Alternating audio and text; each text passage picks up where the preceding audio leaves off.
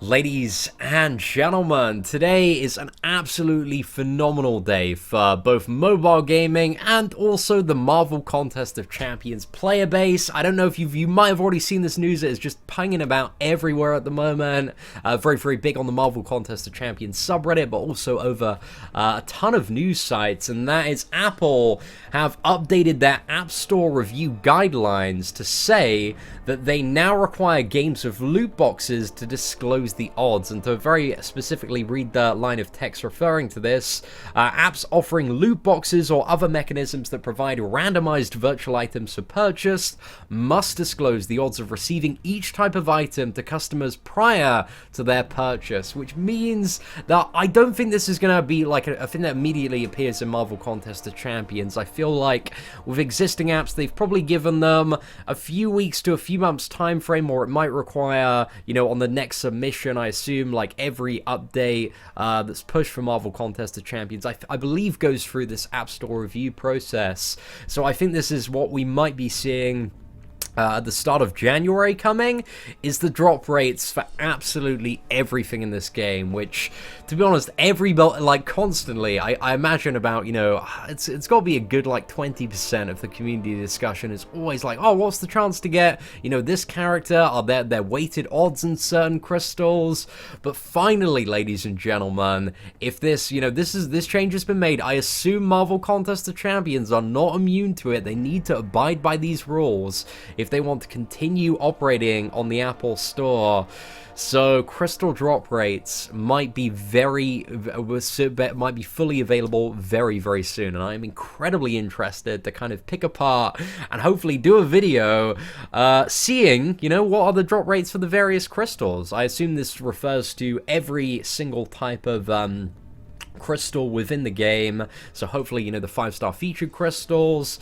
I assume the ones that are going to be very interesting to have a look at, the premium hero crystals, and also the 150 units and 300 featured grandmaster crystals. Those are going to be interesting to pick apart. But I think in terms of how is this going to affect Marvel Contest of Champions money and revenue, and I don't really think it is. I think the majority of people that spend a lot of money on crystals know that they are, for lack of a better word, complete dog shit in terms of the odds. The rewards and a chance you get something that you really want is so minuscule. It's so incredibly low, but I'm really hoping this, can give us a good insight. And I think it's very right to do in terms of mobile gaming and games where you are gambling to have a potential chance at a champion, to know exactly what the odds are, what gamble you're taking.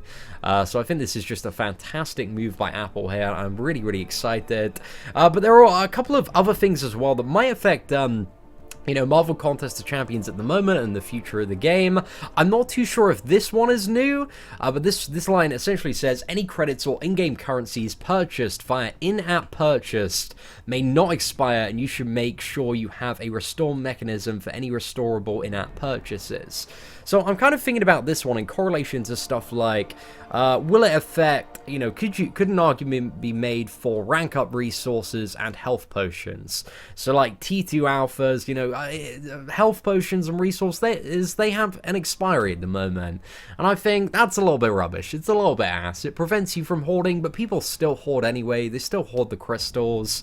So yeah, I'm not too sure if this is going to affect kind of both rank up resources and also potions, but it would be amazing if you could have an infinite stash of absolutely everything, and you didn't have, you weren't forced to make, poor rank up decisions just because you had stuff expiring.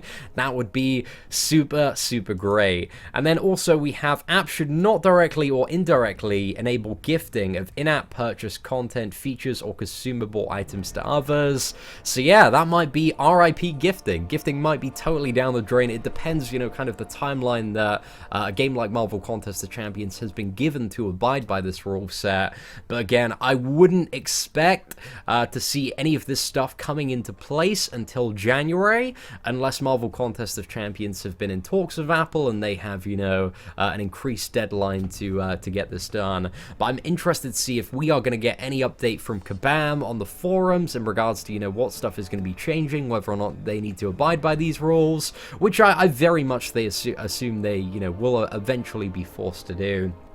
But these are criteria for every single brand new app coming out on the App Store. So it means in the future, like, this bodes very, very well for the future of mobile gaming. I'm super, super happy to see this because, you know, like, personally, I find, like, gambling systems in games, like, it's quite fun. It's quite enjoyable. That's why you gamble. That's why as a kid, like, I loved opening Pokemon cards for that chance to get kind of that rare, shiny item. So, like, it's just a personal thing. Some people like it, some people hate it, but, you know, I find gambling quite fun. But also, I think it's very, very important to honestly disclose the odds of anybody, you know, attempting to kind of spend money or time or resource when they are, like, gambling for certain items or characters. I think, you know, ethically that is the right move to do, and I'm very, very glad that Apple are kind of enforcing this on their store. So yeah, big thumbs up to Apple there.